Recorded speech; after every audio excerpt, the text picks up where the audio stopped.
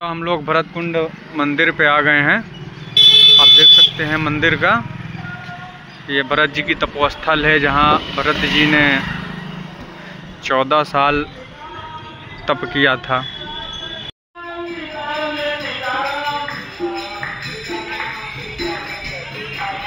ये वही कुआं है जिसमें भरत जी ने 26 तीर्थ से लाया जल को डाला था। थोड़ा आपसे जानकारी चाहते हैं, कुछ भरत कुंड के बारे में जानकारी बता दीजिए। देखिए भैया, ये देखिए 27 तीर्थों का जल है जी। ये भरत कूप जी। इस जल को राजा दशरथ महाराज मंगवाए थे भगवान के राज तिलक के लिए। तो भगवान का राज तिलक उस दिन कहाँ हुआ था? सुबह राज तिलक होना है, रात ही में तो माँ ने अपना दोनों वरदान महाराज जी से मांग लिया था। एक तो 14 वर्ष के लिए राम को वनवास, दूसरे 14 वर्ष के लिए भरत को राजगद्दी। तो सुबह होने के पहले अयोध्या जी राम जी छोड़ दिए। राम, लक्ष्मण और माता जी तीनों लोग तो वन को निकल दिए। तो राम न रहे तो राज तिलक किसका होगा? ये सारी सामग्री अयोध्या जी में रखी रह गई। उस समय भरत महाराज, शत्रुघ्न महाराज, वो भी दोनों भाई अयोध्या जी में नहीं, वो भी ननिहाल में। जब तलक यहाँ से संदेशा गया और दोनों भाई आए, तब तलक इधर पिताजी का स्वर्गवास हो गया। पिताजी का स्वर्गवास हो गया। अब सबसे पहले जब आए बाहर से तो उनको वही कार्य करना होगा। पिताजी का उन्होंने संस्कार किया, 13वें दिन 13 ही किया। अब यहीं से 14 का फिर हिसाब किताब शुरू हो गया।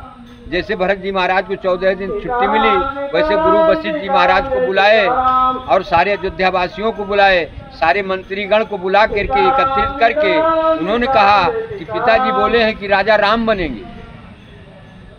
पिताजी बोले हैं राजा राम बनेंगे, और ये सारी सामग्री उन्हीं के लिए आई थी, राज तिलक के लिए।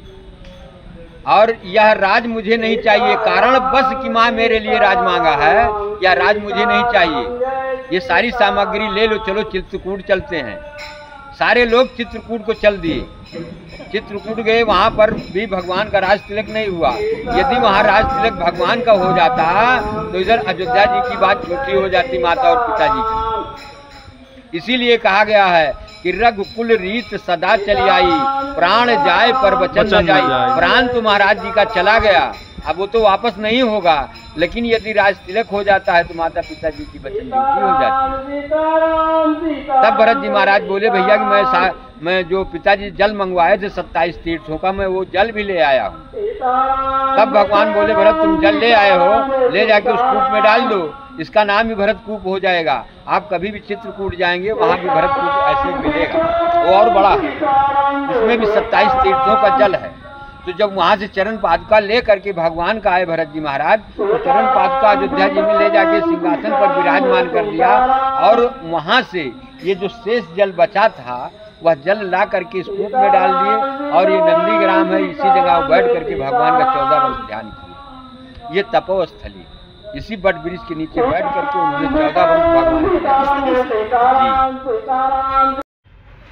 जय श्री राम दोस्तों, आज हम अयोध्या के भरत कुंड पे आए हुए हैं, जो कि राम मंदिर से 16-17 किलोमीटर की दूरी पे है। भरत कुंड के बारे में मान्यता यह है कि यहाँ पे प्रभु श्री रामचंद्र जी के छोटे भाई भरत जी ने 14 वर्ष यहाँ पर तपस्या की थे। प्रभु श्री राम जी का खड़ाऊ रख के वो बहुत दिन तक तपस्या के लिए जानी जाती है। लेकिन कहा जाता है कि प्रभु श्री रामचंद्र जी वनवास से जब अयोध्या लौटे थे तो वो अपने पिता दशरथ जी का यहाँ पे पिंडदान किए थे। इस भरत कुंड को मिनी गया भी कहा जाता है। बहुत दूर दूर से लोग प्रतिपक्ष में यहाँ पे अपने पूर्वजों का पिंडदान करने के लिए आते हैं। ये आप देख सकते हैं कि ये कुंड है, जो कि यही भरत कुंड के नाम से जाना जाता है इसको।